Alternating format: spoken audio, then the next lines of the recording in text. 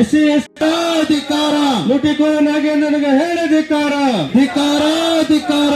ಕೊಡಲೇಬೇಕು ಕೊಡಲೇಬೇಕು ಕೊಡಲೇಬೇಕು ಕೊಡಲೇಬೇಕು ಕೊಡಲೇಬೇಕು ರಾಜೀನಾಮೆ ಕೊಡಲೇಬೇಕು. ಲುಟಿಕೋರ ನಾಗೇಂದ್ರ ಈ ಕೂಡಲೇ ರಾಜೀನಾಮೆ ಕೊಡಲೇಬೇಕು ಕೊಡಲೇಬೇಕು ಕೊಡಲೇಬೇಕು. ಅಂಬಾನಿ ನ್ಯೂಸ್ ಟಿವಿ ವೀಕ್ಷಕರಿಗೆ ನಮಸ್ಕಾರ.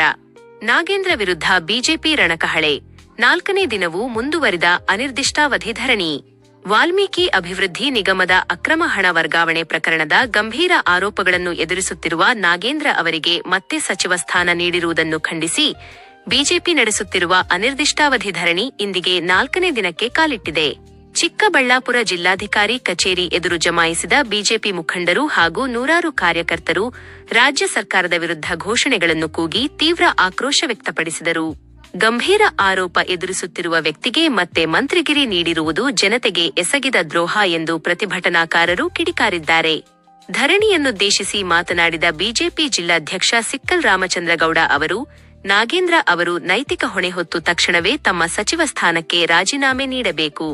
ಒಂದು ವೇಳೆ ಸರ್ಕಾರ ತನ್ನ ನಿರ್ಧಾರವನ್ನು ಮರುಪರಿಶೀಲಿಸದಿದ್ದರೆ ಈ ಹೋರಾಟವನ್ನು ಜಿಲ್ಲೆಗೆ ಮಾತ್ರ ಸೀಮಿತಗೊಳಿಸದೆ ಬೆಂಗಳೂರು ಚಲೋ ಕೈಗೊಳ್ಳಲಾಗುವುದು. ಮುಂಬರುವ ದಿನಗಳಲ್ಲಿ ವಿಧಾನಸಭೆ ಮುತ್ತಿಗೆ ಸೇರಿದಂತೆ ರಾಜ್ಯ ಮಟ್ಟದ ಉಗ್ರ ಹೋರಾಟ ರೂಪಿಸಲಾಗುವುದು ಎಂದು ಸರ್ಕಾರಕ್ಕೆ ನೇರ ಎಚ್ಚರಿಕೆ ನೀಡಿದ್ದಾರೆ. ಇದೇ ವೇಳೆ ಮಾತನಾಡಿದ ಚಿಂತಾಮಣಿಯ ಬಿಜೆಪಿ ಮುಖಂಡ ಗೋಪಿ, ಆರೋಪ ಎದುರಿಸುತ್ತಿರುವ ವ್ಯಕ್ತಿಗೆ ಮತ್ತೆ ಸಚಿವ ಸ್ಥಾನ ನೀಡಿರುವುದು ಜನರ ಗಾಯದ ಮೇಲೆ ಉಪ್ಪು ಸುರಿದಂತಾಗಿದೆ.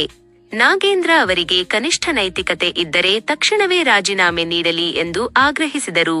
ಈ ಬೃಹತ್ ಧರಣಿಯಲ್ಲಿ ರಂಗೇಗೌಡ, ರಾಮಲಿಂಗಾರೆಡ್ಡಿ, ಜಿಲ್ಲಾ ಕಾರ್ಯದರ್ಶಿ ಅಶೋಕ್ ಕುಮಾರ್, ಶಿಡ್ಲಘಟ್ಟ ಗ್ರಾಮಾಂತರ ಮಂಡಲ ಅಧ್ಯಕ್ಷ ಆನಂದ್ ಗೌಡ, ಮುರಳಿ ಹಾಗೂ ಮಧುಚಂದ್ರ ಸೇರಿದಂತೆ ಹಲವಾರು ಮುಖಂಡರು ಭಾಗವಹಿಸಿದ್ದರು. ನಾಗೇಂದ್ರ ಅವರ ರಾಜೀನಾಮೆ ಪಡೆಯುವವರೆಗೂ ಹೋರಾಟ ವಿಶ್ರಮಿಸುವುದಿಲ್ಲ ಎಂದು ಬಿಜೆಪಿ ಸ್ಪಷ್ಟಪಡಿಸಿದೆ. ಸಬ್ಸ್ಕ್ರೈಬ್ ಮಾಡಿ, ಸಪೋರ್ಟ್ ಮಾಡಿ. ಈ ಎಲ್ಲಾ ವಿಷಯಗಳನ್ನ ಸರ್ಕಾರ ಚರ್ಚೆ ಮಾಡಬೇಕು ಹಾಗೂ ನಾಗೇಂದ್ರ ಅವರ ರಾಜೀನಾಮೆಯನ್ನ ಪಡಿಲೇಬೇಕಾಗತ್ತೆ. ಈ ಒಂದು 187 ಕೋಟಿ ಹಗರಣದಲ್ಲಿ ಸಿದ್ದರಾಮಯ್ಯನವರು ಸದನದಲ್ಲೇ 83 ಕೋಟಿ ಹಣ ಪೋಲಾಗಿದೆ, ಹಣ ದುರ್ಬಳಕೆ ಆಗಿದೆ ಅಂತ ಒಪ್ಕೊಂಡಿದ್ದಾರೆ.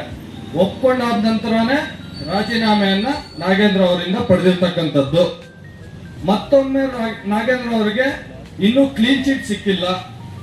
ಯಾವುದೇ ತನಿಖಾ ಸಂಸ್ಥೆ ಅವರನ್ನ ನಿರಪರಾಧಿ ಅಂತ ಘೋಷಣೆ ಮಾಡಿಲ್ಲ.